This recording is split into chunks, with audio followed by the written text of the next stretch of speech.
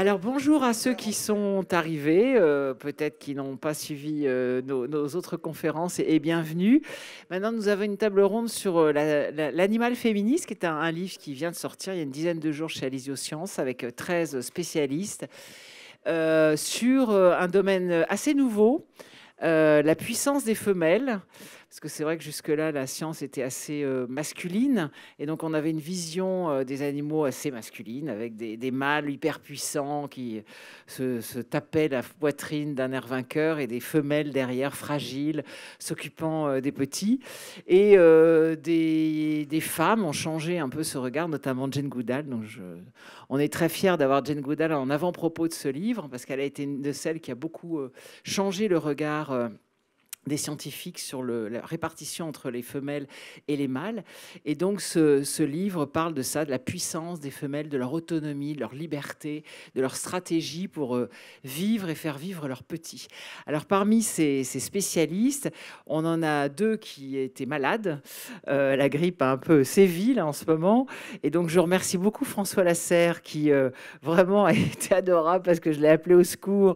Et alors qu'il est très pris parce qu'il vient lui-même de sortir un ouvrage et il a eu la gentillesse de se libérer. Donc François Lasserre est entomologiste, donc il va nous parler des insectes.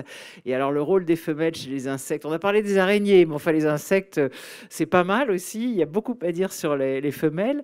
À sa droite, Farah Kessri. Merci Farah d'être là, qui est vétérinaire et journaliste, que vous avez certainement vu sur France 5 dans différentes émissions. Bon, enfin tu nous diras. Et qui avait écrit des livres sur la séduction et la sexualité. Et elle nous a fait un chapitre sur le consentement chez les animaux. Et c'est un sujet d'actualité. C'est très intéressant de voir comment ça se passe chez les animaux. Et encore à sa droite, Raymond Nowak, merci beaucoup d'être là, chercheur à l'INRA, qui est spécialisé dans les ongulés, mais notamment tu travailles beaucoup sur les moutons. Et sur une de ses spécialités, j'adore, c'est le rapport entre la maman et le petit, donc le rapport entre la brebis et l'agneau. Dès qu'on dit ça, tout de suite, on fait «Oh, c'est trop mignon» et les transmissions culturelles, etc. Donc tout à l'heure, pour les dédicaces, on aura évidemment l'animal féministe, mais chacun aura ses livres, car ils ont tous écrit des livres passionnants, et vous pourrez du coup discuter et faire dédicacer les ouvrages. Alors, pour l'instant, je vais démarrer un peu en vous demandant l'un comme l'autre de un peu parler du chapitre que vous avez écrit pour ce livre. Après, on se posera des questions et puis, bien sûr, vous aurez droit aux questions avec la salle. Donc, je ne sais pas qui est-ce qui veut commencer. On fait parente comme ça ou place aux femmes. Allez, vas-y, Farah. Est-ce que, prends le micro, Farah, est-ce que tu peux nous raconter donc le consentement dans le règne animal et comment les femelles ont développé des stratégies incroyables pour un peu imposer leur lead finalement, hein, si on peut le dire comme ça, non? Oui, on pourrait le dire comme ça. Mais si on devait être un peu raisonnable, parce que l'anthropomorphisme, moi j'aime beaucoup parce que ça permet d'introduire et de donner des passerelles pour reconnaître un petit peu ce qui se passe dans le monde animal, mais il faut quand même faire de l'anthropomorphisme avec un peu de parcimonie. Quand on parle de consentement dans le règne animal, il faut plutôt voir ça comme des stratégies soit masculines, soit féminines pour aboutir à la transmission de gènes.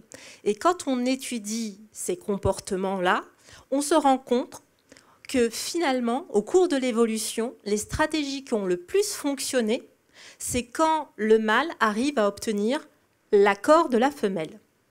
Il y a donc effectivement une forme de consentement et une forme d'accord entre les deux.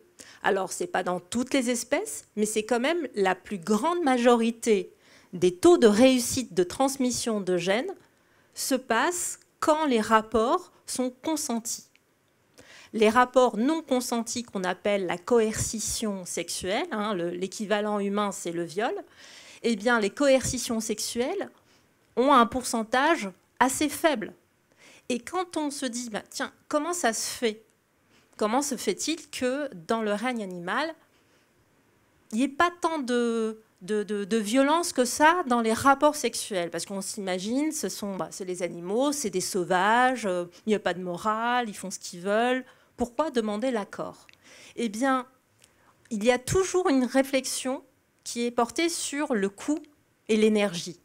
Combien ça coûte à un mâle de faire une parade? Ça lui coûte énormément. Si vous prenez par exemple un paon, il a une grande roue, des plumes qui sont assez longues et des couleurs très voyantes. C'est handicapant, en fait, en réalité. C'est lourd, c'est voyant. Ça devient une source, en fait, une cible pour les prédateurs. Et pourtant, pour pouvoir s'enfuir, il va devoir vraiment prendre des risques. Il est vraiment très, très lourd comme espèce et comme mâle. Donc, en fait, à chaque fois qu'on voit ce genre de situation, on se dit pourquoi? Et finalement, le taux de réussite en vaut la peine. Les mâles ont une stratégie qui est « je vais me reproduire le plus de fois possible ». C'est une question de quantité. Les femelles, elles vont être plutôt axées sur la qualité. Je vais donc choisir le mâle le plus vigoureux, celui qui va être peut-être un bon père, qui va m'aider à élever les petits, les protéger, ou bien celui qui va être le plus rusé. Donc, on a des critères de choix chez les femelles. Les femelles vont prendre un risque dans la sélection du futur père ou du futur donneur de gènes. Et les éléments de choix, ça va être des signaux vocaux, des signaux visuels, genre des couleurs, des sons, de l'endurance. Si vous prenez par exemple des oiseaux, les oiseaux sont vraiment les rois de la piste. Il y a des mannequins, des oiseaux mannequins qui sont capables de danser et faire des danses en groupe ou en solitaire avec plusieurs heures. Et ça va permettre aux femelles de voir quel est le mâle qui est le plus endurant. Si vous voyez par exemple chez les nasiques, les singes nasiques, ce sont donc des singes qui ont un nez qui est proéminent. C'est un sac d'une dizaine de centimètres qui leur couvre carrément la bouche. Même pour manger, ils font hop, ils soulèvent pour manger. Et pourtant, c'est le mâle qui a le nez le plus proéminent qui va attirer le plus de femelles. Non seulement parce que c'est un sac vocal qui va amplifier l'appel du mâle et qui va donner un signal aux femelles comme quoi c'est le mâle le plus fort, le plus haut dans la hiérarchie, donc celui qui va donner accès à l'alimentation, qui va aussi protéger les petits. Mais il s'avère aussi que chez les singes nasiques, ce sont ceux qui ont le sac le plus proéminent qui vont avoir aussi le plus de spermatozoïdes, donc les plus fertiles. Donc il y a comme ça, dans la nature, selon les espèces animales, des signes, des indices pour que les femelles puissent prendre une décision. Et ce sont des décisions qui sont inscrites dans les gènes, c'est de l'inné. Puis vous avez une combinaison entre ce qu'on appelle entre l'inné et l'acquis. L'inné, c'est ce qui est inscrit, mais pour qu'il s'exprime, il faut que dans l'environnement, il y ait les déclencheurs de cette expression. Et il faut aussi que ça soit combiné avec de l'acquis. L'acquis, c'est l'observation des femelles qui vont observer justement d'autres femelles et qui vont aussi observer d'autres mâles et voir comment ils vont se comporter avec les petits, etc. Donc c'est cette combinaison d'inné et d'acquis qui fait qu'il y a telle femelle va aller voir tel autre mâle ou elle va accepter ou refuser un mâle. Vous avez vraiment dans la nature, dans plusieurs espèces animales, l'acceptation de la femelle. Alors, on peut l'appeler le consentement, effectivement. Je pourrais parler encore des heures, mais comme il y a deux autres auteurs... On continuera d'en parler tout à l'heure, absolument. Raymond Nowak, est-ce que ça se passe comme ça aussi avec les ongulés? Est-ce que les femelles, enfin, je veux dire, le mâle propose et les femelles disposent, en gros? Ou est-ce que c'est différent? Est-ce qu'il y a de la violence? Ou est-ce qu'il y a du non-consentement? Et quelle est la puissance des femelles chez les ongulés? Alors la caractéristique, alors des ongulés peut-être pas dans leur généralité, mais en tout cas l'espèce qui est celle de mon intérêt, le mouton ou les ovins en règle générale, ont cette particularité de vivre ce qu'on appelle la ségrégation sexuelle, c'est-à-dire que mâles et femelles ont des modes de vie qui sont vraiment séparés, hormis à la saison de reproduction. Au rut, que vous connaissez avec le cerf sauvage, par exemple, hein, quand les jours commencent à décroître, apparaît un phénomène particulier qui va changer le profil hormonal de ces animaux qui vont chercher à se rencontrer. Donc, les béliers vont venir rencontrer les brebis. Et là encore, on pensait bien sûr que c'est le bélier dominant qui allait s'accaparer l'ensemble du troupeau. Et en fait, ça ne se passe pas tellement comme cela. C'est exactement comme vous dites. Pendant longtemps, on a cru que le choix des partenaires était lié au mâle et uniquement au mâle. Et quand on a affiné un petit peu le regard, et notamment avec l'apport des femmes, comme tu le faisais remarquer, on se rend compte qu'il y a une forme de consentement, y compris chez les brebis. Les brebis n'acceptent pas nécessairement le premier bélier qui vient les courtiser. Elle va d'abord l'estimer, ce que vous disiez. C'est-à-dire que une brebis ne va pas se laisser accoupler par n'importe quel mâle. Elle va d'abord choisir ceux qui sont les plus imposants. Pourquoi ? Parce que il y a beaucoup de ruminants hein, dont la courbe de croissance ne cesse pas. Ils continuent de grandir même adultes, même si c'est amoindri. Cela signifie que choisir le mâle le plus imposant est implicitement le plus ancien, celui qui a fait face à toutes les difficultés, qui a réussi à survivre et qui a un certain potentiel génétique à transmettre à la progéniture suivante. L'autre chose sur laquelle elle prête une attention, c'est le comportement de cour. On a du mal à imaginer que le mouton a un comportement de cour, mais il en a un. Et elles vont choisir les mâles, les béliers qui sont les plus patients à leur égard. C'est-à-dire qu'ils vont les courtiser et qui ne vont pas chercher à essayer d'accomplir l'acte sexuel immédiatement. C'est-à-dire que ceux qui sont trop rapides, ils sont rejetés. Et encore une fois, pourquoi choisissent-elles celles qui sont les plus, non pas les plus lents, hein, mais ceux qui sont les plus... patients. Voilà, les plus patients. Parce que quand on est à la période de reproduction, dans ce rut, les mâles ne se nourrissent pas. Ils perdent du poids pendant la période de reproduction. Et ça veut dire que le mâle le plus persévérant est susceptible de perdre plus de poids, mais ça veut dire aussi qu'il est le plus résistant. Donc la brebis va se baser sur deux choses. La taille du bélier, qui montre qu'il a été... il a eu un succès à survivre dans sa vie de solitaire, et le fait qu'il soit persévérant et donc, encore une fois, capable de résister à des contraintes importantes. Et alors, le choix se fait, je veux dire, peut-être pas consciemment, mais en tout cas, c'est une caractéristique comportementale importante qui risque d'être transmise à l'agneau que la brebis va avoir par la suite. Donc ça veut dire que chez les moutons, comme chez les bisons, on est dans les fameuses sociétés matriarcales, où ce sont quasiment que des femelles, et les mâles partent et reviennent. Normalement, dans la nature, en tout cas pas dans l'élevage, évidemment, où tout le monde est mélangé, mais c'est comme ça chez les moutons et chez la plupart des ongulés. Donc ce sont des communautés de femelles. Alors ce sont des communautés de femelles. En fait, toutes les espèces, ce qu'on appelle les ovins, les espèces sauvages aussi, hein, si je peux me permettre, si ça marche. Hein. Voilà, hop, voilà, l'illustration. Pour vous dire ce que c'est qu'un mouton. Alors ici, vous avez plusieurs espèces sauvages qui sont très belles parce qu'elles sont représentées avec des grandes cornes. Alors je suis désolé parce que c'est pas en rapport avec la question que l'on traite quand on regarde. C'est trop beau. Vous avez des mâles. Oui, mais ils sont superbes. Voilà, mais parce qu'ils sont plus exubérants d'un point de vue morphologique. Vous avez quelques espèces ici. Et ensuite, vous avez ici le mouflon d'Arménie qu'on trouve dans le Moyen-Orient et qui est en fait la souche sauvage de nos moutons domestiques. Voilà. Et qui a donné à toutes les races de moutons que l'on trouve. Et en fait, ce qui est extraordinaire, c'est que dans le monde, on va trouver à peu près 400 races de moutons disséminées hein, aux Amériques, en Asie, en Europe, en Afrique. Eh bien, ces moutons-là ont gardé cette caractéristique sauvage qui est de voir cette ségrégation sexuelle. Les mâles ne vivent pas la femelle. Les mâles ont une vie de solitaire. Ils ne reviendront vers un troupeau de femelles que pour la reproduction. Et cette spécificité dans la sexualisation du comportement, en fait, elle se trouve dès le plus jeune âge, chez les agneaux qui naissent, quoi. Alors, on va passer chez un animal qui n'a rien à voir. Hein. Les insectes, là, c'est encore tout à fait autre chose. Où là, les femelles ont un pouvoir énorme. En tout cas, c'est l'image qu'on en a. On parlait des araignées, c'est la même chose.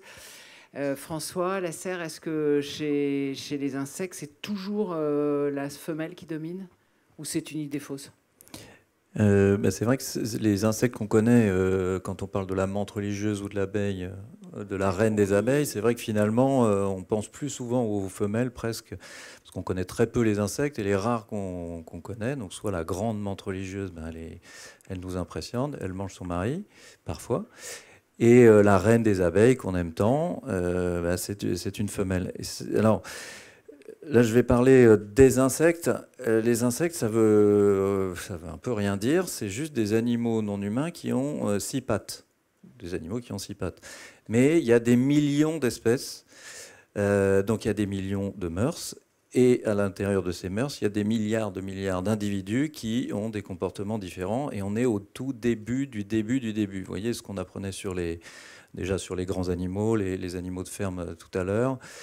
Sur les araignées, on est juste au début de ce qu'on sait. Donc ce que je vais vous dire, ce ne sont pas des généralités à imposer sur tous les insectes, mais que sur certaines espèces. Parce que les insectes, c'est des animaux très très très différents les uns des autres. Il y a des libellules, des puces, des abeilles, des guêpes, etc. etc. Ils ont une vie hyper courte, les insectes, souvent. Et donc, il n'y a pas... voilà. Donc, la vie des adultes, elle est pas mal dédiée à la reproduction. Et ils vont pas se dire, oh, bon, bah, si je ne fais pas ça cette année, je ferai ça l'année prochaine. L'année prochaine, ils seront morts. Ils n'existeront plus. Donc, souvent, ils ne vivent que quelques semaines, quelques jours, quelques semaines, quelques mois, parfois quelques années, quand ils sont adultes. Et le stade adulte, c'est le moment où on fait du sexe, où ils sont mûrs sexuellement. Mais la vie des insectes est aussi beaucoup plus longue quand ils sont enfants, souvent, puisqu'il y a des insectes qui vivent 50 ans. Mais c'est 50 ans sous forme d'enfants, de larves, et quelques semaines sous forme d'adultes. Et donc le stade adulte, il est pas mal dédié à la sexualité. Et donc, en fait, je pense qu'il y a absolument tout ce que vous allez entendre sur les grands animaux, ça existe chez les petits, sauf qu'on ne le sait pas trop. Et surtout, on ne peut pas être derrière chaque individu. Vous voyez, même les abeilles qu'on connaît, l'abeille domestique, qu'on élève pour le miel, qu'on connaît, il y a un vol nuptial, on n'est pas derrière chaque mâle qui vous voyez, à côté de la reine, en train de dire, tiens, est-ce qu'elle l'a choisi lui ou non? Alors déjà, pour les insectes qu'on connaît un tout petit peu, c'est pas facile. Alors pour tous les autres, on ne sait pas. Par exemple, je pense au consentement, on ne sait pas vraiment ce qui se passe. Mais en revanche, on peut retrouver absolument toutes les mœurs quasiment qui existent et qui nous étonnent chez les grands animaux, les vertébrés, chez les insectes. Il y a par exemple le brame du cerf. Il y a le brame du cerf chez les insectes. Le brame du cerf, c'est des mâles qui font... je schématise un peu, qui font les beaux, et les femelles choisissent plus ou moins. Il y a ça chez des moucherons. Il y a des moucherons qui se rassemblent, les mâles se rassemblent, et les femelles viennent autour du vol. Parfois, vous avez déjà vu des vols avec plein de petits moucherons qui se déplaçaient. C'est un lek, donc c'est un brame du cerf chez les moucherons, par exemple. Et celle qu'on connaît le plus... On retiendra celle-là, le brame du cerf chez les moucherons, j'avoue qu'il fallait l'inventer. Non, mais voilà, dès qu'on s'intéresse aux insectes, mais c'est vrai qu'ils sont complètement méconnus. Alors, les rares qu'on connaît, c'est vrai, c'est l'abeille domestique. Et les femelles, c'est vrai, ça c'est une caractéristique forte, c'est qu'elles ont une plus grande longévité. C'est celle qu'on va rencontrer le plus. Voire qu'on ne fait que rencontrer des femelles quand on va autour des fleurs, par exemple, et qu'on voit des abeilles, qu'elles soient domestiques ou sauvages, on ne rencontre que des femelles, parce qu'à ce moment-là, il n'y a généralement pas de mâles qui existent. Ils n'existent pas encore, ils vont arriver plus tard, ou alors ils ne travaillent pas comme les femelles. Donc on rencontre beaucoup les femelles. Elles sont plus grosses aussi, généralement, elles accueillent les œufs, elles vont fabriquer, elles ont besoin d'être fortes, etc. Et la longévité est absolument remarquable, puisque ça va de... Alors même quand vous ne vivez que quelques jours, vous allez quand même vivre plus longtemps quand vous êtes une femelle. Le mâle va vivre sur certains papillons qui ne mangent pas quand ils sont adultes, qui vivent sur les réserves accumulées par la larve. La femelle va vivre une semaine et le mâle 2-3 jours. Donc même quand on ne vit qu'une semaine, la femelle vit plus longtemps. Et ça va jusqu'à vivre parfois 30 ans ou plus pour une femelle adulte. C'est arrivé chez des fourmis, par exemple. La femelle va vivre 30 ans. Et chose la plus étonnante, et on parlera de la spermathèque tout à l'heure, c'est qu'elle ne s'accouple qu'une fois au début de sa vie, et après elle va vivre 30 ans sans les mâles. Donc elle va vivre 30 ans sans jamais avoir besoin de rencontrer un mâle de sa vie, et elle va pouvoir faire des enfants, des descendances tout au long de sa vie. Et c'est vrai que la longévité est complètement incroyable. Chez ces femelles, ça peut durer des dizaines d'années. Non, oui, vas-y. Bah alors, on va pas parler que de sexualité, hein, Oui. mais on va quand même finir oui. sur deux choses pour la sexualité qui, Alors, moi, m'ont bluffé. Enfin, sauf si tu voulais que... Non, vas-y. Bah, ce qui m'a bluffé quand même dans ce livre, en vous lisant tous, c'est deux stratégies. Alors, est-ce qu'on peut les appeler des stratégies? Je sais pas. Non, j'aimerais d'ailleurs revenir sur ce mot. Mais Bon, vas-y. Je sais pas comment tu dis, des deux comportements, on Voilà, va dire. par Voilà, exemple, c'est plus neutre. Des femelles qui sont quand même assez extraordinaires. Donc, la spermathèque, l'idée de garder les spermes du mâle et puis de les utiliser quand on a envie, parfois des années plus tard, comme chez les chauves-souris, quand tu considères que c'est utile, c'est quand même incroyable. Et l'autre chose incroyable, c'est la parthenogénèse. Ou alors là, c'est encore plus extraordinaire, où on découvre des tas de choses, mais on la connaît chez les insectes depuis très très longtemps, mais maintenant on découvre chez les vautours, chez les requins, etc., où la femelle fait des enfants toute seule, le fantasme de beaucoup de femmes, d'animales humaines, de femmes humaines, donc de se débrouiller carrément des mâles, ce qui est quand même incroyable par un espèce de procédé chimique. Est-ce que vous pouvez nous parler un petit peu de ça, puis après on parlera d'autre chose que de sexualité? Ce qui est étonnant, c'est que... pardon, attends, je suis perdu, j'étais dans la stratégie, j'étais dans le mot stratégie. La spermathèque, c'est que les femelles... Alors, il y a ça chez d'autres animaux, mais chez les insectes, c'est assez remarquable. Alors, je peux prendre l'abeille domestique que vous connaissez tous, c'est qu'elle peut vivre 1 an, 2 ans, 3 ans, jusqu'à 5 ans. En fait, elles ont une spermathèque, vous savez ce que c'est qu'une bibliothèque. On met des livres, une oothèque, on met des œufs, il y a certains insectes qui font des oothèques, et puis une spermathèque. Ça permet à des femelles, surtout les femelles qui vivent très longtemps, qui vivent plusieurs années ou plusieurs mois, de s'accoupler une seule fois et de garder tous les spermes de différents mâles en général dans une spermathèque et de garder les spermatozoïdes en vie pendant, donc ce que je vous ai dit tout à l'heure, jusqu'à plusieurs dizaines d'années. Alors, mélange ou pas dans ce cas-là où il y a des catégories? Chaque mec, chaque mâle, pardon, à son compartiment. Alors mélange. non. Mais je réfléchis vite parce qu'il y a toujours des choses complètement incroyables chez les autres animaux, mais non. C'est un mélange, mais ça permet une grande variété génétique. Et par exemple, le frelon à pattes jaunes dit asiatique, ce serait qu'une seule femelle arrivée en France avec sa spermathèque remplie de différents spermatozoïdes et qui a colonisé l'Europe juste à partir, a priori, d'une seule femelle fécondée par plusieurs mâles. Donc elle était prête à vivre sa vie. Et c'est vrai qu'ils vivent pas très longtemps, les mâles vivent vraiment très peu de temps. Et donc cette spermathèque, ça permet de... Oui, c'est ça que je voulais dire, c'est que... ça me revient. C'est qu'on se demande à quoi ça sert le sexe, parce que c'est quand même des emmerdes, des ennuis. D'être obligé d'aller faire des parades, d'aller chercher un mâle, de chercher une femelle. Vous avez lu les araignées tout à l'heure, c'est coûteux, et donc on se demande mais comment c'est venu, et on se demande même si c'est pas l'origine, c'est pas parasitaire, c'est-à-dire que vous voyez à l'image de l'ovule et du spermatozoïde, en fait le spermatozoïde serait un parasite de l'ovule, ce serait ça l'origine de la sexualité, parce qu'avant il n'y avait pas de sexe. Mais quand même, on remarque que chez des bactéries aussi, elles peuvent faire du sexe. Alors, c'est pas avec des organes sexuels, mais avec des tubes. Elles peuvent aller prélever du matériel génétique chez d'autres, et ça permet en fait d'avoir des caractéristiques qui vont nous permettre de mieux survivre. Parce que vraiment, on se dit, mais pourquoi s'ennuyer avec le sexe? Autant être parthénogénétique et être comme certains phasmes ou plein d'autres insectes sont parthénogénétiques, c'est-à-dire la femelle pond des œufs qui sont parfaitement viables, mais ça fait que des femelles. Des femelles, elles pondent comme ça. Puis de temps en temps, une fois sur 1 million, il peut y avoir un mâle, il peut y avoir un couplement ou non, mais voilà, on peut se débrouiller.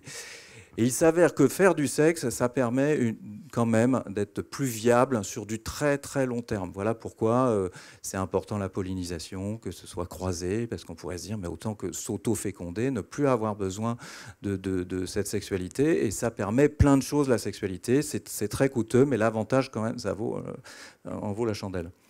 Et oui, voilà. Vas-y. Non mais Farah, je crois que Kessry voulait reprendre un petit peu... sur la sexualité. Thierry Ledet, qui a beaucoup travaillé là-dessus, dit Oui. que c'est parce qu'il faut qu'il y ait du plaisir, sinon les femelles, elles veulent pas. Alors, ça fait partie de la théorie des bulles libertines de Thierry Ledet. Effectivement, il en avait beaucoup parlé. Mais si je reprends sur la parthénogenèse, donc en fait, ça existe effectivement chez les insectes, mais on l'observe aussi chez les lézards, par exemple. Vous avez les lézards fouette-queue, c'est des groupes qui sont simplement des femelles. C'est que des femelles, mais ce qui est étonnant, c'est qu'elles vont, à un moment donné, elles vont quand même, elles sont deux, elles ont quand même besoin d'être deux. Il y en a une qui va jouer le rôle du mâle, alors que ce sont deux femelles.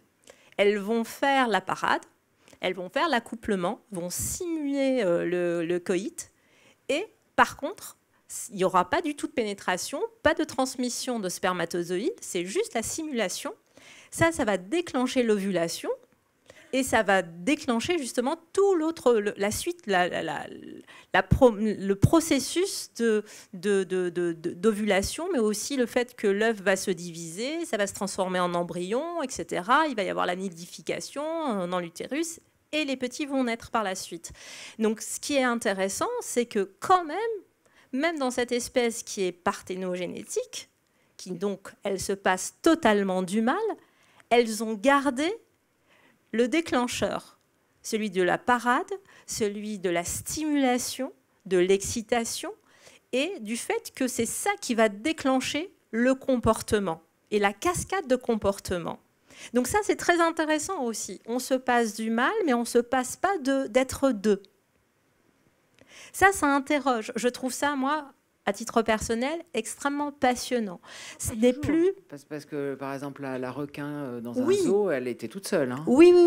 Mais donc, je parlais que de cette espèce. Elle fait ça toute seule. Oui, mais les phasmes, etc. aussi. Mais dans cette espèce-là, en fait, c'est une stratégie supplémentaire. Et c'est de voir que dans la nature, il y a différents types de comportements. Nous, on les appelle les stratégies parce qu'on les pense comme des humains, mais c'est qu'une succession de comportements qu'on voit dans la nature, dans différents groupes d'animaux et aussi avec des différences entre individus. Parce que comme le disait François Lasserre, pour les insectes, c'est un peu compliqué de voir, d'aller sur chaque abeille, etc. Dans un groupe d'animaux, chez des chimpanzés, on va quand même pouvoir suivre chaque mâle sur des générations, et femelles sur chaque génération et tout. Et c'est ça qui est aussi qui doit nous interpeller, de dire que oui, il y a différents comportements, on peut se passer, il y a des femelles qui se passent totalement de mâles, mais qui ne se passent pas d'être deux. Est-ce que c'est finalement, quel est le plus important? Est-ce que la question du genre aussi est-elle si importante que ça dans la reproduction? Et c'est vrai que parler de sexualité, ça fait sourire et tout, mais en fait, c'est un début, c'est le commencement de plein d'autres comportements qui nous interrogent, nous, en tant qu'êtres humains. C'était juste cette petite parenthèse que je voulais rajouter. C'est une parenthèse importante, parce que la question du genre, elle est quand même posée par tout le monde hein, dans ce livre. On reviendra peut-être à la sexualité, si vous voulez, après, mais moi, j'avais envie maintenant de parler du pouvoir, c'est un peu lié d'ailleurs, entre nous. Et justement, là aussi, on se rend compte que beaucoup de femelles ont le pouvoir, même si elles n'en ont pas toujours l'air. Certaines d'une manière violente. Bon, Nicolas Gilsou n'est pas là pour nous parler des hyènes, mais bon, il y a les hyènes qu'on connaît, les suricates, hein, les rataupes qui sont dirigés par des reines qui règnent vraiment par la terreur. Et franchement, c'est pas cool d'être un mâle hyène, à mon avis. Ça doit pas être marrant tous les jours. En fait, il y a une différence de taille entre les hyènes mâles et femelles. Et les femelles, si vous savez pas à quoi ressemble une femelle hyène, ce sont des femelles qui sont beaucoup plus grandes et elles ont un vagin qui est péniforme. En fait, on a l'impression qu'elles ont un pénis. Et c'est très difficile de l'extérieur de différencier un mâle d'une femelle parce qu'il y a ce clitoris péniforme plutôt. Et vraiment, quand on les observe dans la nature, la seule différence, ça va être le comportement et la taille. Les mâles sont plus petits et les femelles sont les dominantes. Et là, on peut parler de femelles vraiment qui sont les plus puissantes dans le groupe, puisque ce sont elles qui choisissent le mâle, ce sont elles qui répartissent la nourriture, elles mangent en premier, etc. Et elle règne entre la reine et les princesses, quoi. C'est ses filles qui vont régner après. Enfin, c'est tout un. Mais il y a aussi le pouvoir par la sagesse, ce qui est intéressant aussi, par l'expérience. Donc là, on parle des éléphants, des girafes, des orques, qui sont des communautés matriarcales, souvent dirigées par la grand-mère, donc a priori la plus expérimentée. Et là, Raymond, je voulais savoir, est-ce que justement chez les ongulés, on a l'impression que c'est aussi un peu la même chose, notamment chez les bisons? Est-ce que c'est là aussi la grand-mère la plus expérimentée, la plus sage, on dirait, en langage humain, qui règne? Alors, en règle générale, en effet, chez les ongulés, on constate cela. C'est les grandes décisions, par exemple se déplacer pour aller vers un point de repos, un point d'alimentation, un point d'eau. Le troupeau se repose sur la mémoire et la connaissance acquise par les anciennes. Donc je parle au féminin, bien sûr, parce que les mâles sont absents. Et c'est elles qui vont, elles ont en tête, bien sûr, la mémoire du troupeau et la mémoire de la topographie, et elles savent exactement où aller. Cependant, ce n'est pas suffisant. C'est-à-dire que il y a eu un regard récent sur pas seulement sur les ongulés, on a trouvé ça aussi chez les primates. C'est que pour décider d'un mouvement de déplacement, il faut avoir l'accord d'un certain nombre d'individus du troupeau. On parle de quorum, c'est-à-dire que même si la plus ancienne a envie de se déplacer parce qu'elle a une motivation et qu'elle sait très bien où il faut aller, si elle n'a pas l'accord de la majorité, peut-être pas la majorité, mais d'un certain nombre d'individus, elle ne va pas effectuer le déplacement. Alors qu'est-ce que ça veut dire avoir un accord? Lorsqu'un individu d'un troupeau veut se déplacer, il va bientôt, bien sûr, se lever, s'étirer, et puis il va regarder autour d'elle.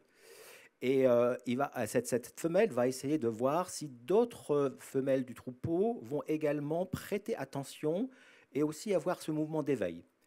Et s'il n'y a pas un nombre suffisant d'autres femelles qui vont s'accorder sur ce comportement-là, la décision ne sera pas prise. Et donc le comportement va revenir à un repos. Et donc il faut en effet qu'au sein de ces troupeaux, ça a été décrit chez les bisons, ça a été aussi décrit chez les chevaux, ça a été décrit chez les brebis. Eh bien, il faut avoir l'accord d'un certain nombre d'individus pour initier un mouvement. L'initier tout seul est voué à l'échec. Actuellement, on ne sait pas très bien comment ça se décide, parce que, comme on disait tout à l'heure, les aînés ont quand même la confiance de la majorité du troupeau, mais toute la décision ne repose pas sur les épaules de l'animal le plus ancien. Toute femelle du troupeau peut prendre une décision, et si elle est donc soutenue par un certain nombre d'autres femelles du troupeau, alors elle va initier un changement de comportement. Et c'est jamais le bazar. Et c'est jamais le bazar? Ça veut dire qu'elles arrivent à se mettre d'accord, toutes ces femelles. Et à un moment donné, on ne voit pas tout le monde qui se met debout et partir dans tous les sens. Non, c'est vraiment parce qu'à pas de manif. partir du moment où vous avez un groupe de femelles qui décident d'avancer, alors elles vont entraîner le mouvement du reste du troupeau. Oui, et c'est pour ça que ça m'a fait penser à la théorie des neurones miroirs. Est-ce que c'est en rapport ou pas? C'est-à-dire que ce comportement-là de copie, est-ce que c'est aussi une façon de tout ce qui est mimétisme de comportement, mais qui entraîne les uns et les autres par aussi le fait que ça soit une hiérarchie bien établie et que voilà, on sait que c'est la femelle qui a le plus d'expérience qui l'a initiée et qu'il y en a deux autres peut-être qui l'ont initiée. Est-ce que c'est par dyade? Est-ce que ça a été un peu plus étudié pour voir comment ça fonctionnait? Le fonctionnement, alors il commence à être compris, mais il est plus complexe qu'on ne l'imaginait. C'est-à-dire que dans un troupeau d'ongulés et de ruminants en particulier, vous allez avoir une dominance. Il y aura des règles de hiérarchie avec des femelles dominantes qui vont avoir accès en priorité à certaines ressources, mais devenir avoir une position de leader et découpler en fait de la hiérarchie. C'est pas parce qu'on est l'animal dominant qu'on va prendre des décisions. Et c'est ça qui est extraordinaire dans le monde animal, c'est que l'image que l'on avait précédemment, c'était celle-ci, hein, le plus fort ou la plus forte allait imposer son avis. Et ce n'est pas du tout ce que l'on rencontre actuellement. Et ça, c'est une vision qu'on a, qui est très très récente en fait. Hein. Et en fait, moi je dirais que dans ce système-là, oui, c'est un peu de la politique, mais je dirais que les femelles ont inventé la démocratie. C'est-à-dire que, voilà, c'est pour ça qu'on parle de quorum, c'est pour ça qu'on parle d'obtenir le vote d'un certain nombre d'individus pour pouvoir prendre une décision. Seul, on ne prend pas de décision quand on vit en groupe. C'est ce que je voulais vous entendre dire. Mais c'est justement la question un peu que je voulais poser, parce qu'on parle, enfin, le fantasme de la démocratie chez les animaux, hein, ça fait longtemps qu'on en parle, et on a beaucoup parlé de la démocratie chez les abeilles, où là aussi c'est une société de femelles. Et on a l'impression, François, tu me coupes si je dis des bêtises, on a l'impression que là aussi ça se passe assez bien, qu'à un moment, quand elles veulent changer de, je ne sais plus comment ça s'appelle, quand elles changent Elles essaiment. Voilà, quand elles essaiment. Quand à un moment la décision est prise qu'on va aller dans tel endroit, il n'y a pas comme chez nous, on élit quelqu'un et 15 jours après on est dans la rue pour râler parce que c'est plus celui-là qu'on voulait. Ça, chez les animaux, j'ai l'impression qu'il y a une espèce de... Alors, je ne sais pas comment on peut l'appeler, sagesse, respect de l'autorité, je ne sais pas, on l'appelle comme on veut. Là aussi, c'est très anthropomorphique, mais j'ai l'impression que c'est plus simple.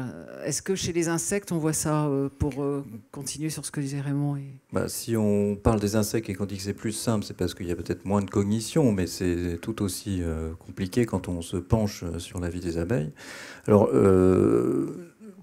bon, les reines se tuent au début de la colonie quand même. Donc il n'y en a qu'une qui reste, la plus forte. Je veux dire qu'il y a des duels entre les princesses qui veulent devenir reines, c'est ça? Voilà. D'accord.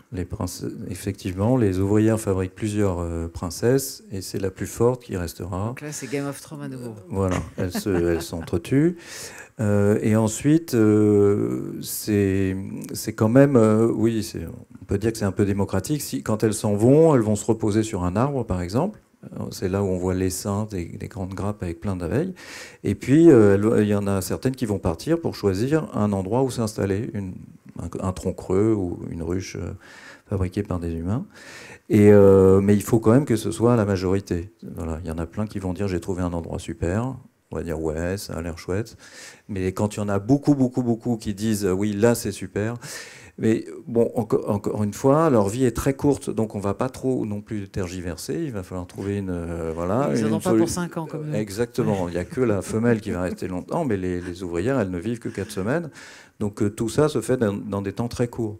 Et je rêverais, et peut-être que le jour on arrivera à étudier les insectes comme on arrive à faire avec les mammifères, mais à voir qu'il se passe des choses comme ça aussi, bien sûr, chez les insectes. Sauf que c'est dans un temps très court, mais il y a de l'individualité aussi, il y a des comportements spécifiques à certains individus, et tout c'est pas stéréotypé. Mais à ce jour, on est un peu, quand on ouvre un livre sur les insectes, c'est un peu stéréotypé. On n'est pas encore arrivé dans tout ce que nous racontent ces personnes-là. On n'en est pas encore trop là, un peu avec les abeilles. Voilà. Et quand on essaye de calquer les choses de la démocratie, voilà, bon, c'est un peu une dictature quand même, une ruche. Les ouvrières sont inhibées par des phéromones de la femelle, donc elles ne peuvent pas se reproduire. De toute manière, les mâles n'en voudraient pas. En revanche, pour revenir sur le côté féminin, c'est toute l'année des femelles, et les mâles, vraiment, en général, chez les insectes, c'est vraiment ça qu'on remarque, c'est qu'ils n'arrivent que pour s'accoupler. Alors c'est très important, puisque ça permet de pérenniser l'espèce, mais les mâles arrivent vraiment sont très peu dans la vie des insectes, de beaucoup d'insectes, et arrivent à très peu de moments. Donc tout au long de l'année, chez les insectes qui vivent tout au long de l'année, il n'y a que des femelles, et les mâles vont arriver à un moment, fécondent les femelles, voire sont même tués s'ils sont... quand ils n'ont plus rien à faire. Donc c'est vrai que c'est assez facilement vendu le côté féminin chez les insectes, parce que elles sont plus grandes, elles vivent plus longtemps, on les voit plus souvent, c'est elles qui vont fabriquer le nid. Et à chaque fois qu'on s'intéresse à une espèce et qu'on voit comment elles font leur nid, comment elles creusent le sol, etc., c'est la femelle qui fait ça. Les mâles sont quasiment absents. Alors nous, parfois, on adorerait rencontrer les mâles, parce que chez les insectes qui ont des dards, les mâles n'ont pas de dards, ne piquent pas. Donc un frelon, vous pouvez le caresser, lui faire des petits bisous, il est complètement inoffensif. Donc on adore croiser un mâle frelon ou abeille ou bourdon parce qu'ils sont complètement inoffensifs, mais on ne les voit jamais. D'accord. Alors, quand tu parlais de dictature, c'est vrai qu'il y a un peu de démocratie, mais il y a surtout beaucoup de royauté avec des reines qui vivent en maîtresse femme et qui ne laissent pas tellement de démocratie aux autres. Hein. Tout à fait. Alors, on voit beaucoup ça dans la nature aussi. Il y a une petite exception chez les termites quand même. C'est un couple là, c'est ça? Voilà, c'est un couple. Il y a un roi et une reine. Ouais. En revanche, on parle beaucoup des insectes sociaux, mais les insectes sociaux, il y en a très très peu. L'immense majorité des millions d'espèces d'insectes vivent de façon solitaire, un mâle, une femelle. On vous parle beaucoup des insectes sociaux parce qu'on trouve ça complètement fascinant, et puis on en connaît très bien. On en a qui sont très proches de nous, comme l'abeille domestique, mais c'est très rare les sociétés chez les insectes. Les insectes, dans leur immense majorité, sont plutôt solitaires. Donc un mâle, une femelle, voilà, une fois que l'accouplement est terminé, le mâle meurt, et la femelle va faire tout le job et mourir. Et c'est ce qu'il disait tout à l'heure sur les araignées. Et les enfants ne voient pas leurs parents, ils naissent, je fais de façon simple, ils naissent l'année d'après, il n'y a plus les parents. Et oui. Non, vas-y. Non, je voulais parler de la stratégie. En fait, vous entendez souvent cette stratégie, y compris de scientifiques. En fait, il n'y a aucune stratégie dans tout ça. La stratégie, on peut l'avoir dans sa vie. C'est-à-dire qu'on peut décider de faire quelque chose au cours de sa vie. Vous voyez, on pourrait avoir une stratégie. Mais on ne peut pas demander à ses enfants de faire un truc. C'est pas intuitif, la théorie de l'évolution. Mais là, quand vous entendez... En fait, il n'y a pas de stratégie. Les choses arrivent un peu par accident. On fait des enfants qui sont des mutants et ils font des trucs, nouveaux ou pas, et ça reste ou ça reste pas. Mais vous voyez, quand vous entendez, il y a des stratégies... dans la nature, en fait, ça voudrait dire qu'au moment de l'accouplement, vous voyez, le mâle se dit « Allez, là, je vais faire un enfant qui va faire ça. » Et vous voyez, essayez, vous, de faire ça, d'avoir une stratégie évolutive, vous n'y arriverez pas. Vous voyez, allez, je vais essayer de faire... Celui-là, il va être fort en maths, ou il va... Vous voyez. Et donc, on a toujours tendance à projeter. C'est pas intuitif, la théorie de l'évolution, mais nous, on fait des choses, on vit 80, 100 ans, et quand, voilà, on fait des choses pour, vous voyez, donc on a une intention. Donc on peut se dire, tiens, je vais faire une stratégie, je vais être chef d'entreprise ou je vais faire ceci. Voilà. Mais en revanche, quand on parle d'évolution, et à partir du moment où c'est la génération d'après, on ne peut pas avoir d'influence sur la génération d'après. Donc il n'y a aucune stratégie. C'est des choses qui arrivent comme ça au cours de l'évolution. C'est vrai que vous l'avez beaucoup entendu. C'est un peu tentant, mais c'est pas ça la théorie de l'évolution. Il n'y a pas de stratégie, mais il y a quand même des comportements qui doivent... par essai-erreur, il y a des comportements par essai-erreur qu'on voit dans la nature. Bon, on l'avait vu sur l'animal médecin, on le voit moins sur l'animal féministe, mais je voudrais repartir sur justement ce que Farah décrit sur les façons dont certaines femelles vont échapper à certains mâles. Je pense à des grenouilles qui font les mortes. Elles font semblant d'être mortes pour que les mâles leur foutent la paix, etc. Il y a donc quand même un petit peu des comportements. Et je voulais arriver à un autre sujet qui me passionne, c'est la transmission culturelle. Donc j'avais deux questions en fait. Il y a chez Raymond la transmission culturelle chez les brebis qui pour le coup a vraiment été prouvée et le travail qu'elles font auprès de leurs agneaux, etc. Et Farah dans la façon justement de, alors je ne vais pas dire stratégie, dans la façon de gérer en tout cas la tension des mâles. J'espère que j'ai dit ça avec assez de... Est-ce que ça se transmet? Est-ce que les femelles est-ce qu'il y a une transmission là-dessus ou est-ce que chaque femelle arrive sur le marché du sexe, je dirais, puis elle se débrouille en disant il va falloir que je fasse quelque chose, quoi. Est-ce qu'il y a une transmission de ce côté-là? Alors, par rapport à la transmission, on a une notion qui a été beaucoup décrite, qui est la culture chez les espèces animales. La culture, c'est une génération, des individus qui ont découvert le fonctionnement, par exemple, d'un outil, des chimpanzés qui ont pris un jour, je ne sais pas pour quelle raison, hein, personne ne sait pour quelle raison, ils ont pris un caillou, enfin une grosse pierre, et ont réussi à casser une noix. D'autres les ont observés, ça a fonctionné, et ils ont transmis ce savoir-faire. Des individus de la même espèce, ne vivant pas dans le même territoire, mais à des kilomètres de là, ne savent pas, ne connaissent pas cette méthode-là pour casser les noix, mais vont utiliser une autre manière. Donc ça, c'est des transmissions, c'est ce qu'on appelle l'acquis, et c'est une transmission, et les éthologues l'appellent ça la culture animale. Parce que ça n'existe pas normalement génétiquement, mais culturellement, on transmet un savoir-faire. Par rapport au choix des mâles, on suppose qu'il y a à peu près le même fonctionnement. C'est-à-dire que les femelles, des jeunes novices, vont observer plutôt d'autres femelles qui ont déjà eu des petits, si elles ont accepté tel ou tel mâle. Comment comment elles ont fait. Donc cette observation-là, oui, a été notée. Notamment chez les chimpanzés. Ça a été noté. Maintenant, chez le gorille, non, par exemple, parce que le gorille, il y a un seul mâle, c'est le dos argenté. Donc voilà, ça c'est ce genre de comportement-là, oui, on a pu les observer par, allez, on va dire par essai-erreur, par observation des femelles les plus expérimentées.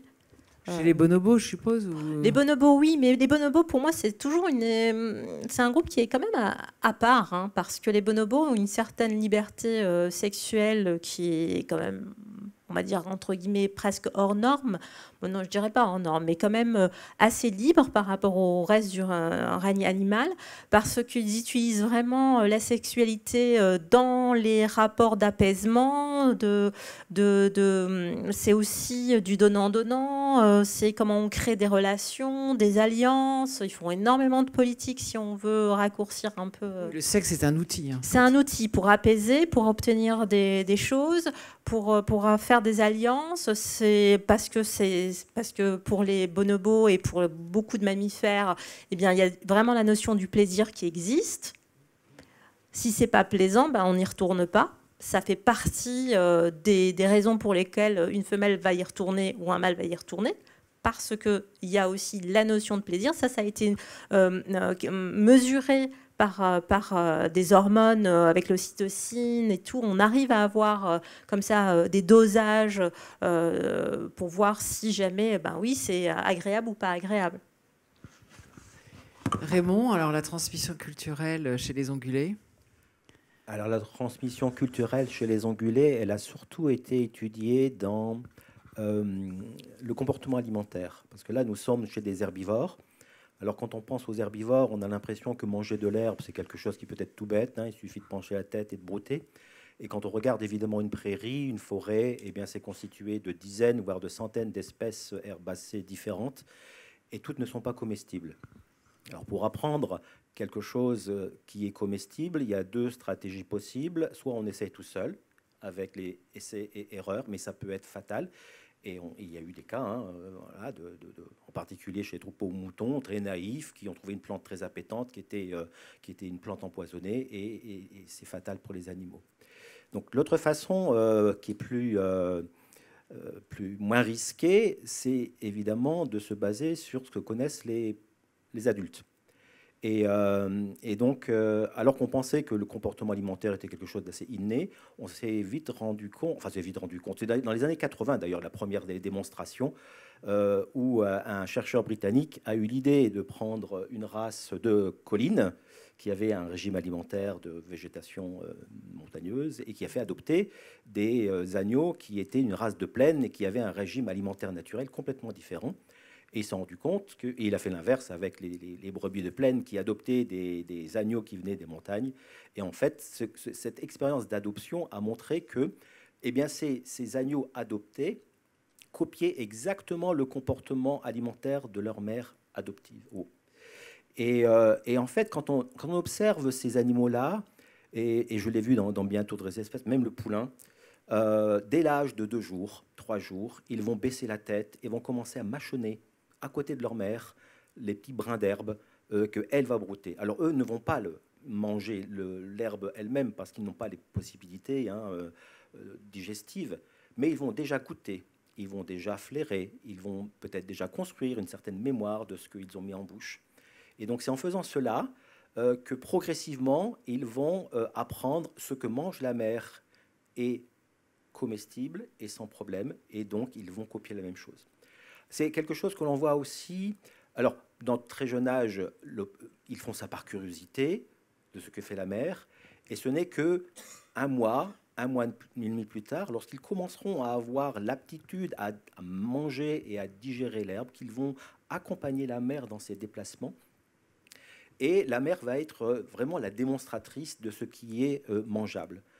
Elle aura un rôle beaucoup plus important que les autres femelles du troupeau. C'est-à-dire que lorsque on donne à des agneaux la possibilité de regarder la mère manger et une autre brebis manger un aliment, eh bien, ils vont d'abord copier la mère. C'est-à-dire que la mère est leur, en particulier chez les ruminants, est une figure d'attachement. Les liens entre la mère et le petit sont extrêmement forts. Et c'est à partir de ce lien d'attachement que la transmission des habitudes alimentaires va se faire. Il y a des cultures aussi chez les insectes. Voilà, Ah, très bien. Donc J'allais te demander en pensant. Je voulais juste deux minutes, c'est dire que chez tous les troupeaux d'herbivores, c'est pas la même chose, parce que chez les chevaux, on a Cécile Gilbert-Cawano qui nous en parle, la mère est importante, mais toutes les juments du troupeau sont importantes aussi. C'est assez drôle, hein, parce qu'il est un peu élevé par le... On dit qu'il faut tout un village pour éduquer un enfant. Chez les chevaux, c'est assez comme ça. Chez les cétacés aussi. Chez les cétacés aussi, absolument. Fabienne Delfour le dit aussi, oui. Pardon, excuse-moi. Oui, alors la transmission culturelle chez les insectes, c'est encore... Non, mais j'en profite pour dire, OK, effectivement aussi des cultures chez les insectes qui se transmettent au cours de leur vie. Alors, les insectes qui sont solitaires et qui vivent que quelques semaines, ils vont apprendre des choses et vont faire des choses en particulier. Mais là où on l'observe le plus, c'est quand il y a des sociétés d'insectes qui sont un peu pérennes toute l'année. Donc ce sont que des femelles. Je vous rappelle que les mâles n'arrivent vraiment qu'à un moment donné. Donc ce sont les femelles qui apprennent de leurs sœurs. Donc des ouvrières bourdons, des ouvrières frelons, des ouvrières guêpes, etc. vont se comporter d'une certaine façon et peuvent le transmettre au nid de l'année d'après. Parce qu'en fait... un nid de frelons, de guêpes, un nid ou d'abeilles, non pas d'abeilles, pardon, ça c'est particulier, mais les frelons et les guêpes et les bourdons font un peu pareil, c'est-à-dire que c'est une colonie qui périclite à la fin de l'année et seules les femelles fécondées, les jeunes princesses fécondées, survivent à l'hiver et fondent une colonie toute seule l'année d'après. Mais elles sont capables d'apprendre des choses, et donc si elles naissent en été, et si telle société se comporte comme ça pour faire... Alors c'est infime, et on est juste au début, mais il y a certains trucs qui vont faire pas tout à fait comme le nid de bourdon d'à côté, qui est pourtant de la même espèce. Et bien ça, la femelle qui va naître, la princesse qui va naître dans cette colonie, va apprendre ça, avoir cette culture.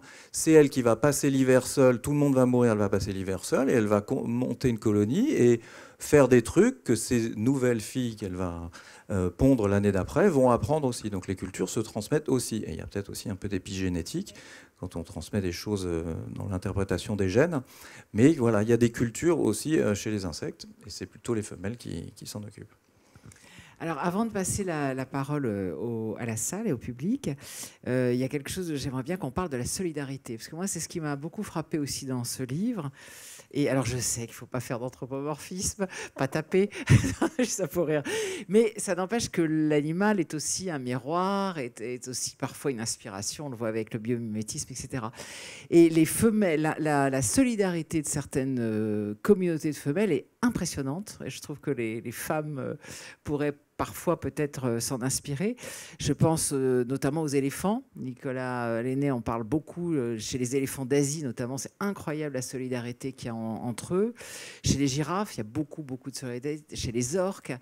Et donc là, je voulais que Raymond nous parle de la solidarité. Est-ce qu'elle existe chez les ongulés ?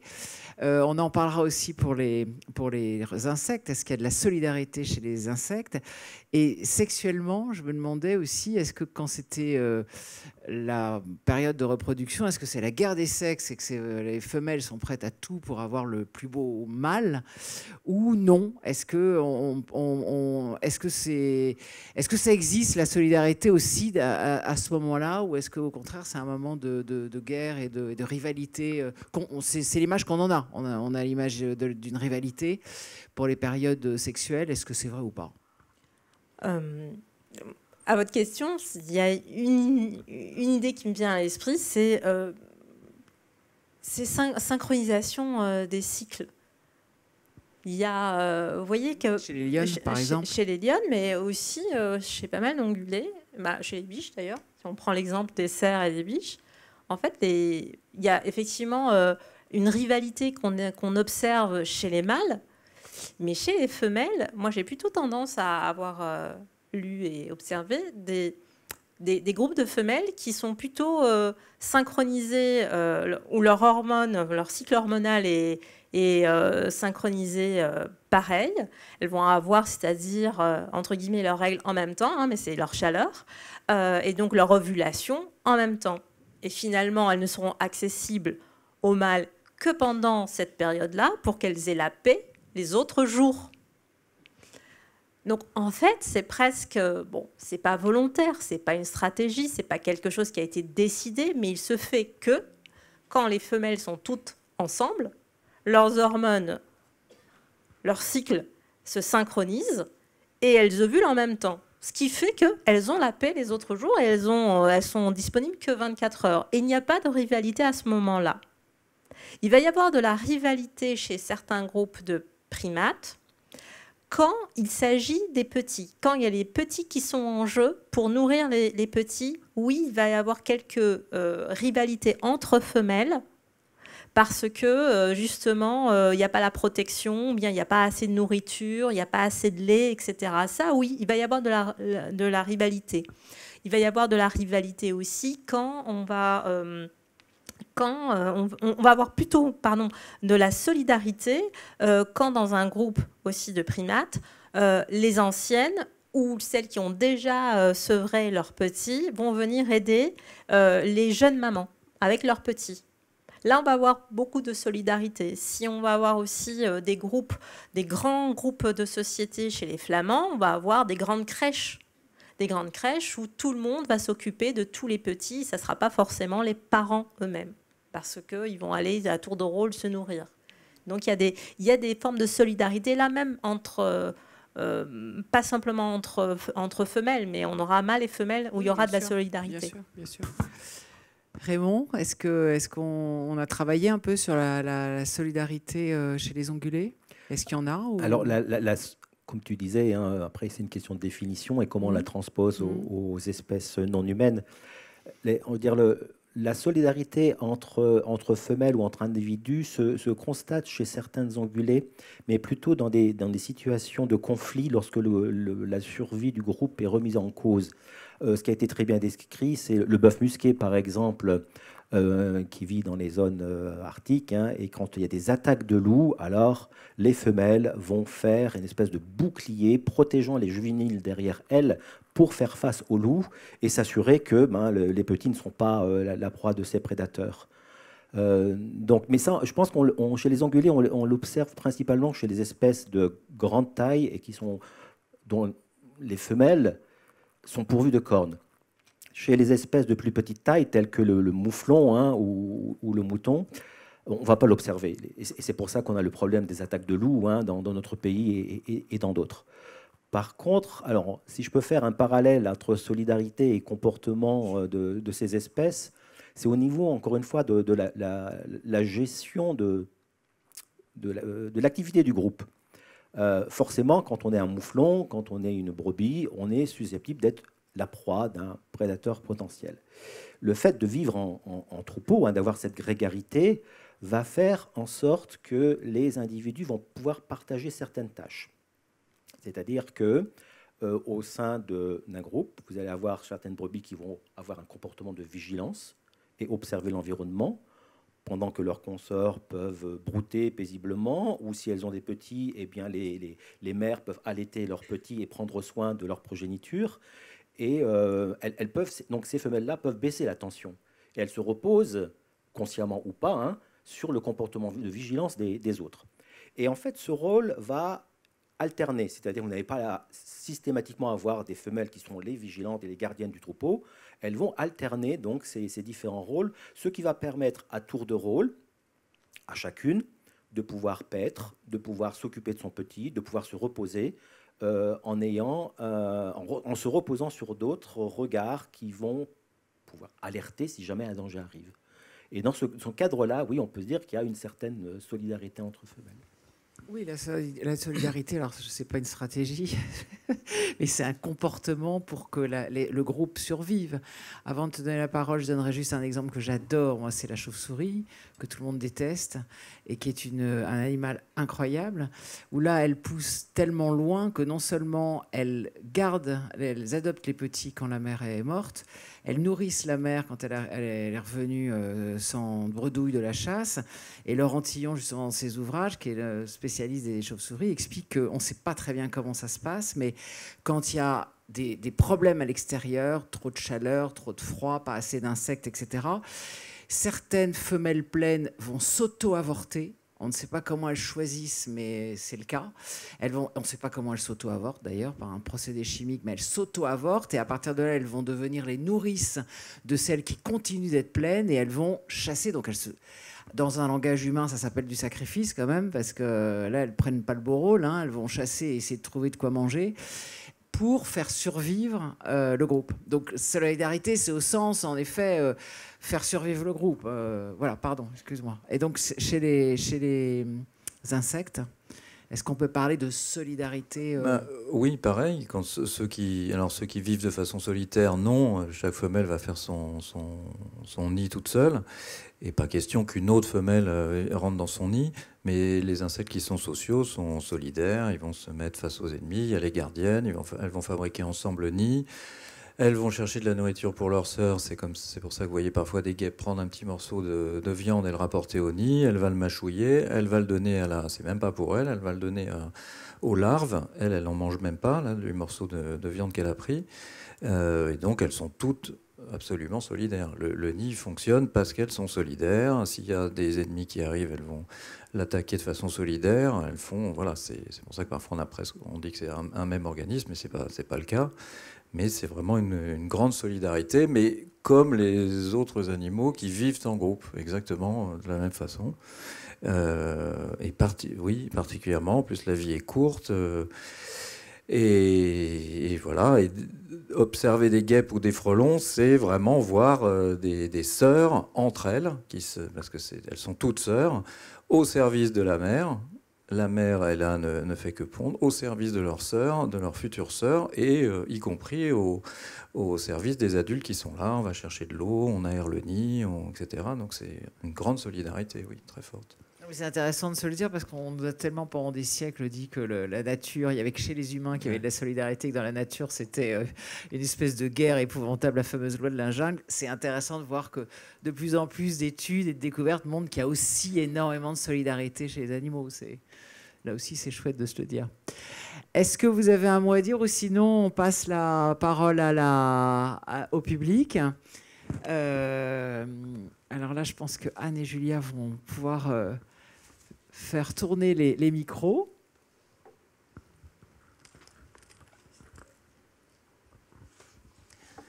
Oui, bonjour. Alors j'ai une question pour Madame Kessery. Au tout début, il était question de consentement et vous avez dit que vous avez insisté pour qu'on évite l'anthropomorphisme. Et par conséquent, en interprétant toutes les stratégies, enfin tous les comportements de reproduction comme un mode justement pour la reproduction, pour la diversité de l'espèce. Mais est-ce que ce type d'interprétation, imaginons qu'une autre espèce regarde les humains, est-ce qu'il ne pourrait pas avoir exactement la même interprétation concernant le consentement humain ?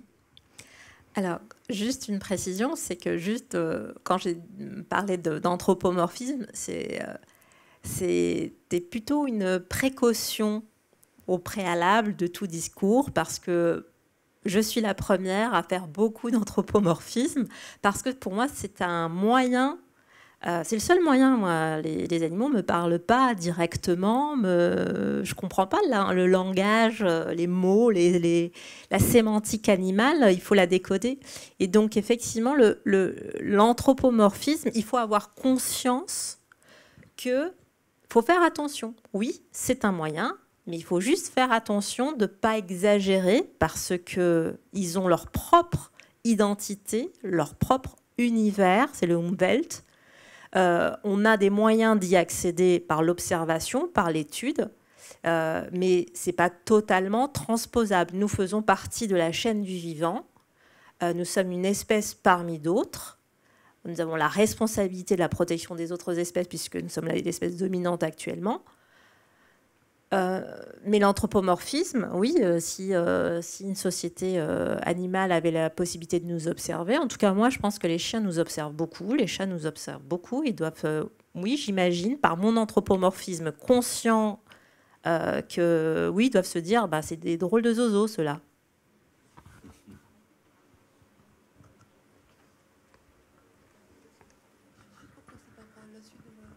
Merci beaucoup à vous quatre, c'était vraiment incroyable. J'ai une question pour Raymond Nowak, notamment parce que vous avez parlé de la ségrégation sexuelle au début.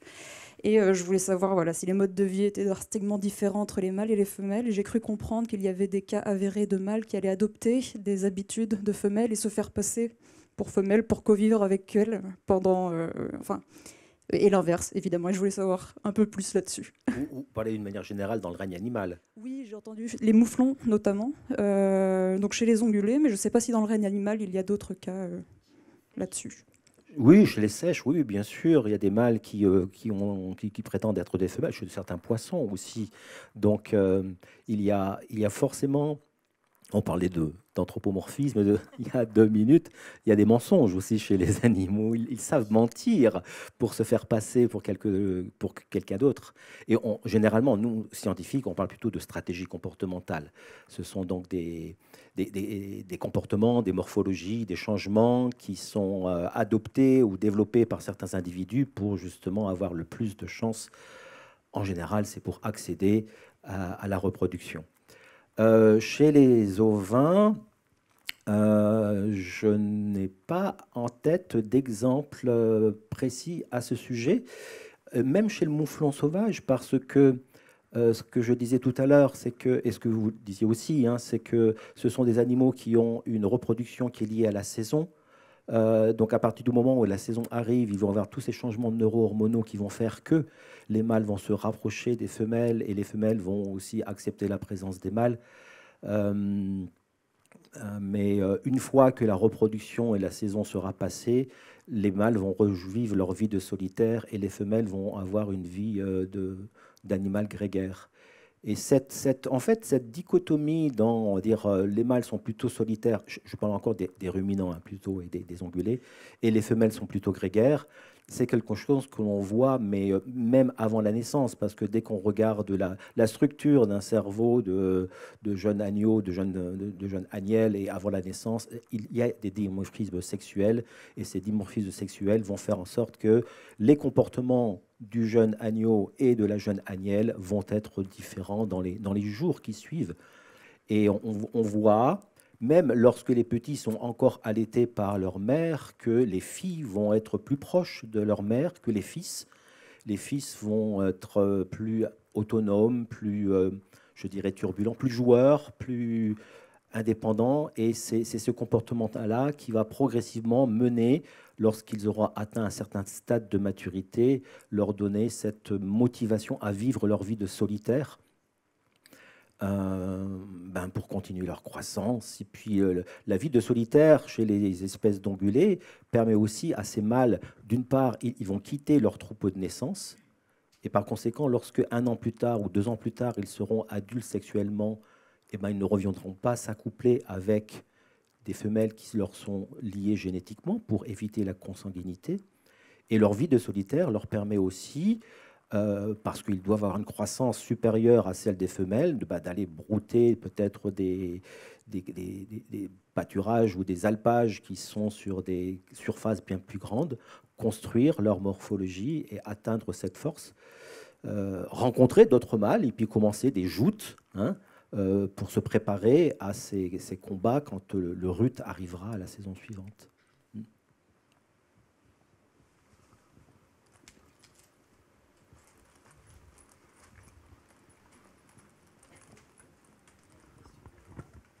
Merci. Oui, vous avez parlé du rôle que jouait le fait d'être résistant, imposant, patient. Mais j'étais un peu surpris qu'aucun d'entre vous n'aborde la question de la beauté. Et dans mon souvenir, depuis Darwin, c'était l'une des grandes questions. Et il y a quelques années, en Allemagne, il y a encore eu un livre, celui de Joseph Reichholf, qui abordait cette question de manière très, très intéressante. Je voulais avoir votre position. La question, elle est pour qui exactement? Pour Farah, pour vous tous, en fait, puisque aucun d'entre vous n'a abordé ce critère. Bon, si vous permettez, messieurs, je vais commencer. Oui, t'es d'accord? Je réfléchis à ce que je pourrais répondre. C'est bien, je te fais gagner du temps.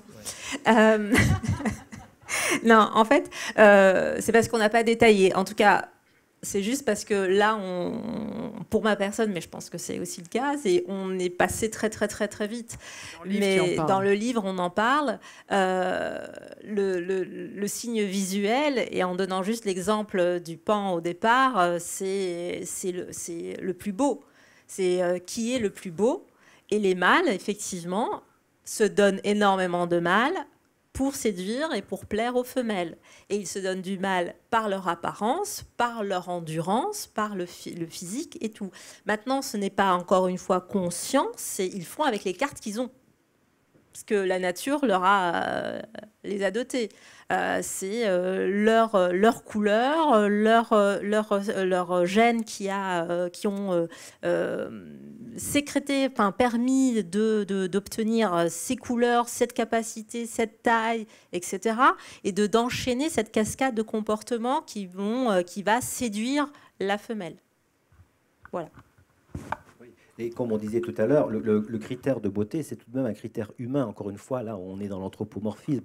Mais il est indéniable, en tout cas, bon, je le sais moins chez les insectes ou les invertébrés, mais chez les oiseaux et les mammifères, les choix sexuels sont faits sur des critères que l'on peut mesurer.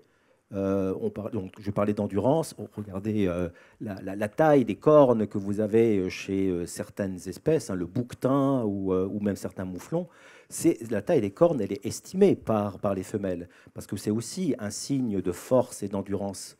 Nous, on dirait que c'est une belle bête, bien sûr, une bête magnifique. Et la femelle prend certains critères morphologiques, comportementaux, comme étant un atout à transmettre à la génération suivante.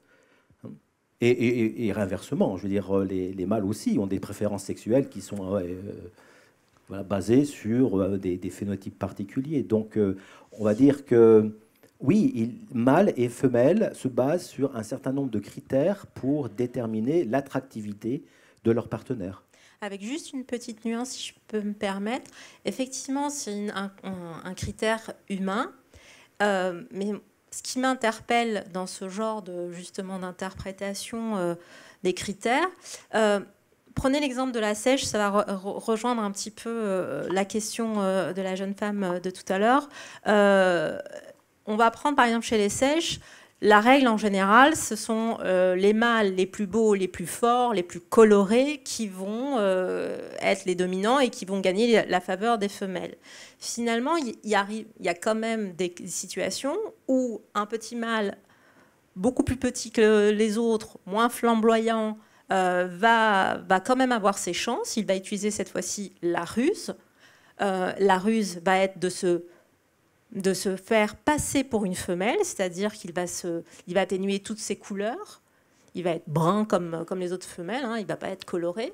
Et il va recroqueviller toutes ses tentacules vers l'avant, comme ça, recourbées vers lui, pour se faire passer pour une femelle. Alors que les mâles, ils déploient toutes leurs tentacules pour paraître encore plus grands. La question qu'on se pose, c'est la femelle, elle voit bien que c'est pas une autre femelle, c'est un mâle, et pourtant elle l'accepte. La règle elle devrait choisir le critère. Le critère, c'est je prends le mâle le plus coloré, le plus fort. Pourtant, il y a des femelles qui vont quand même accepter cet autre critère qui est celui de la ruse. Donc, il y a, oui, des critères. Chaque espèce va avoir un ensemble de critères de choix, dont la beauté, l'apparence et tout. Et après, il va y avoir quand même des décisions individuelle. L'individu existe. Et le choix de cette femelle va être différent de celui d'une autre femelle. Voilà. Sans que l'on sache l'expliquer, c'est ça. Elle m'a pas dit.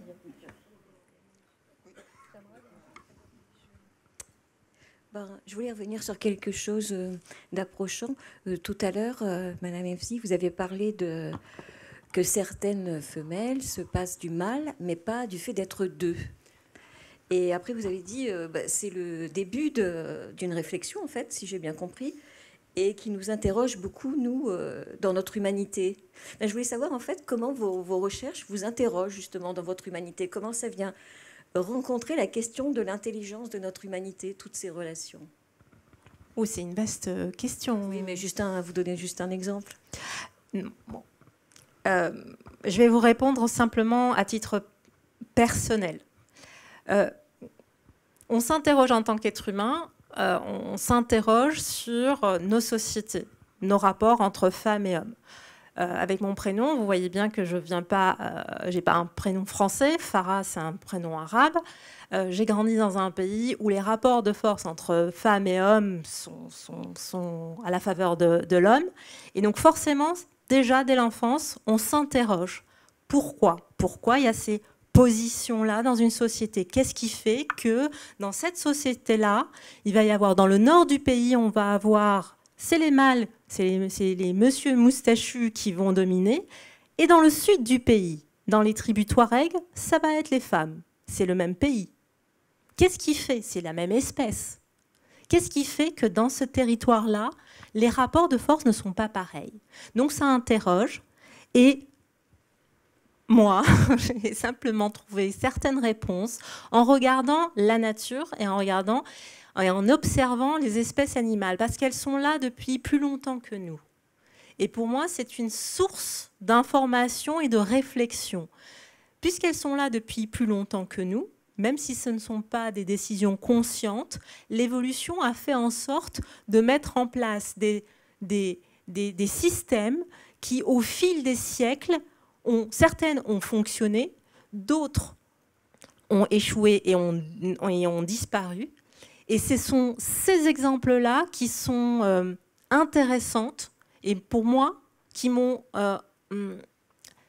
donné vraiment des réponses d'apaisement, de comprendre la violence, de comprendre l'agression, de comprendre les rapports de force, d'essayer de comprendre ça. Eh bien oui, ça m'interroge sur mon humanité, mais mon humanité, elle est miroir, elle se reflète aussi dans l'animalité qui est en nous. Et cette animalité, eh bien, c'est bien aussi de la voir dans la source réelle, la source première, qui sont les différentes espèces animales. Le propre de l'homme, on s'interroge toujours sur le propre de l'homme. Le propre de l'homme, c'est simplement c'est le pire et le meilleur de ce qu'on peut trouver dans tout le règne animal. On n'est pas si supérieur que ça, à mon sens. Ce n'est que mon avis. Je pense qu'on a la seule supériorité, c'est la supériorité, certes, de rassembler pas mal de talents en une seule espèce, mais si on voit une seule capacité en particulier, eh bien, il y aura toujours une espèce qui va nous battre sur telle ou telle chose. Mais finalement, nous, notre particularité, c'est d'avoir rassemblé tout. Et voilà, donc c'est ma modeste réponse à votre très très très ambitieuse question.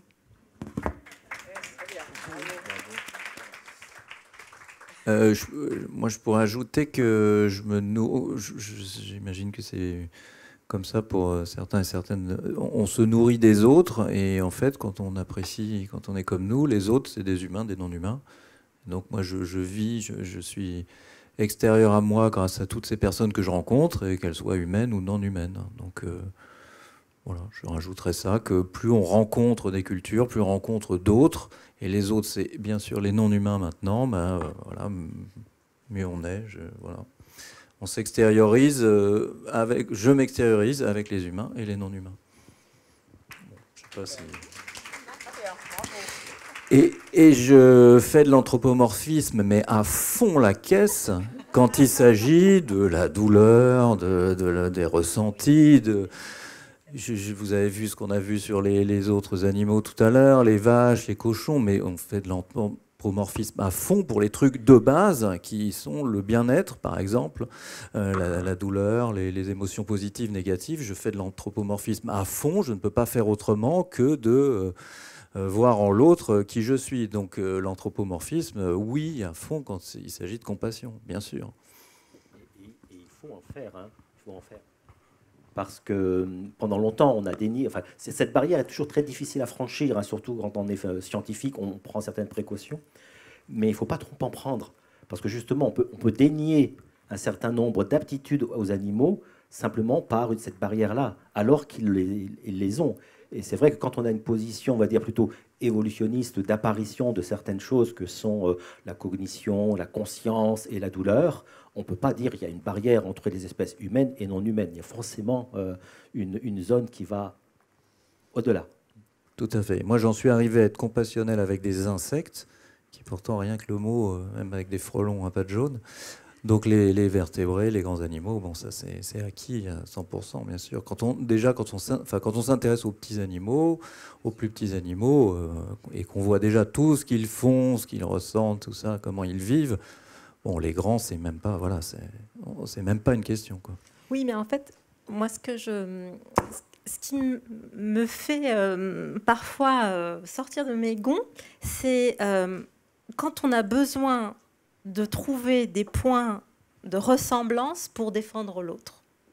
J'aimerais bien qu'on puisse ne pas mettre de l'anthropomorphisme du tout, parce que, alors j'y arrive pas, hein, moi je le fais et tout, et que ça soit pas parce que telle ou telle espèce nous ressemble, ou on se reconnaît dans telle ou telle espèce qu'on va plus la protéger.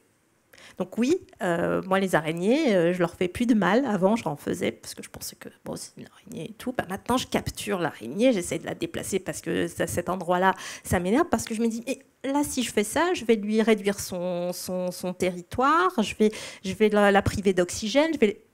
Donc, on essaye de se mettre des critères d'humanisme, peut-être, du respect de la vie, mais pas forcément toujours parce que c'est une espèce qui nous ressemble, donc elle mérite d'être sauvée ou protégée. Voilà, c'est dans parce que il y a un petit danger dans ça. Et je vais extrapoler parce que pour moi, il n'y a pas de frontières. Et c'est exactement le même raisonnement que j'ai vis-à-vis des êtres humains, des migrants, des étrangers et tout. Donc j'ai vraiment ce raisonnement-là. La différence, ce n'est pas quelque chose qui fait peur, qui éloigne. C'est au contraire un appel à la curiosité, au partage et à l'échange. Moi, je me sers pas mal de comment on présente l'évolution aujourd'hui. C'est qu'on est toutes et tous autant évolués les uns que les autres. Toutes les espèces animales et végétales, peu importe, et autres, qui vivent en 2025 sont autant évoluées que nous.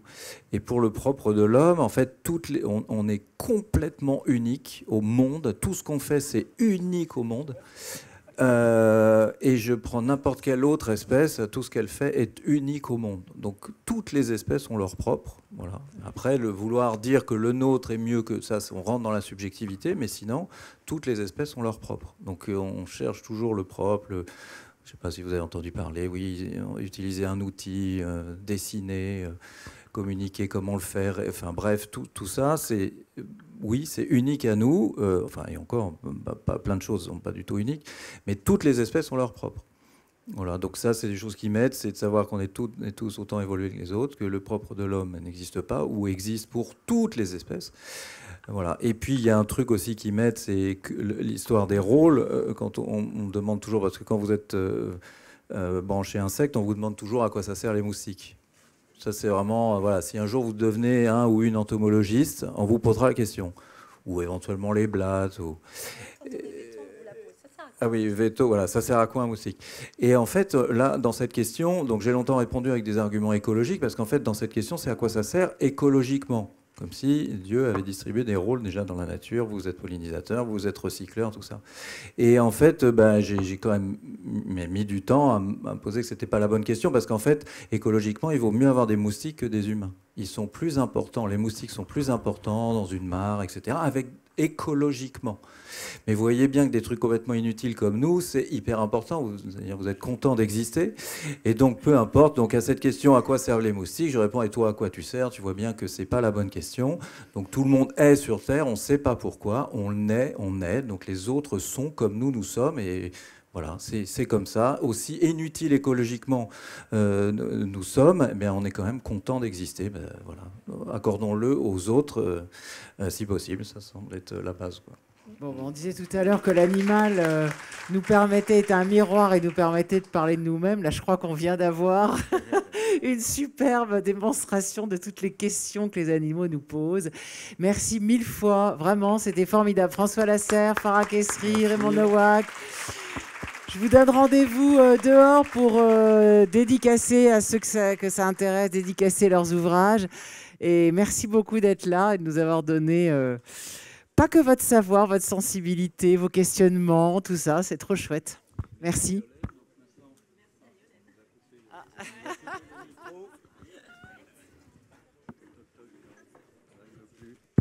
Ah si, moi. Je voulais remercier Yolène, puisque maintenant, alors je ne sais pas comment vous allez faire, mais maintenant vous savez que les animaux domestiques sont des personnes. Donc je ne sais pas comment vous allez faire pour... de ça maintenant, pour essayer de... Voilà, vous savez que les araignées ont un cerveau, donc voilà, je voudrais pas être à votre place parce que ça peut prendre du temps. Nous, on l'a fait, ce job, mais voilà, bonne chance. Et on est avec vous.